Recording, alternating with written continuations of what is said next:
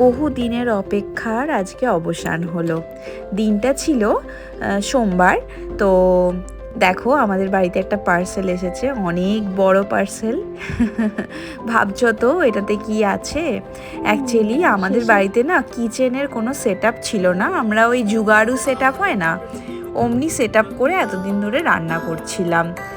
তো এখানে চাইলেই কিচেন বানিয়ে নেওয়া যায় না, আর এমনিতেও আমরা ফুল ফার্নিশড বাড়ি নিয়ে যেহেতু নিইনি, তো আমরা নিজেরা কাস্টমাইজ কিচেন আর কি অর্ডার করেছিলাম। পুরো একটা বড় ব্লগে অবশ্যই তোমাদের সাথে শেয়ার করব কিচেনের পুরো ডিটেলস। তো আজকে যেহেতু এরকম কিচেনটা এসেছে, দেখো ওরা তো নামিয়ে দিয়ে চলে গেছে। অনিন্দ এসছিল, মানে আমাদেরই বন্ধু। তো ও এসে হেল্প করছিল, অনেক হেল্প করেছে। ওই মোটামুটি সব ঢুকিয়েছে, ও আর বাবি মিলে। আর এই দেখো পুরো ঘর একদম ফাঁকা, এটা পুরোটাই ডাইনিং এরিয়া আর কি আমাদের। আর এরই অপোজিটে আছে কিচেন এরিয়াটা।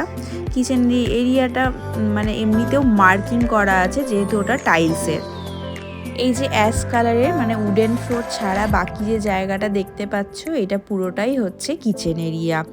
এই জায়গাটাতেই পুরো ইন্টেরিয়ার করিয়ে নিতে হবে নিজেদেরকে। তো ওটার জন্যই আমরা অর্ডার করেছিলাম একটা কিচেন।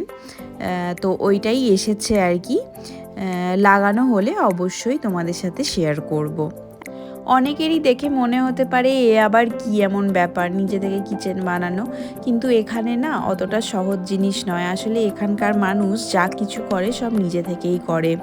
তো ওই জন্য পুরো নিজেদেরকে কাস্টমাইজ করে করাতে অনেকটা টাইম লেগে গেছে। আর যখনই অর্ডার করা হয় সঙ্গে সঙ্গে ওরা ডেলিভারি দেয় না। মোটামুটি 3 থেকে 4 মাস মতন টাইম লাগে কিচেনটা বানাতে।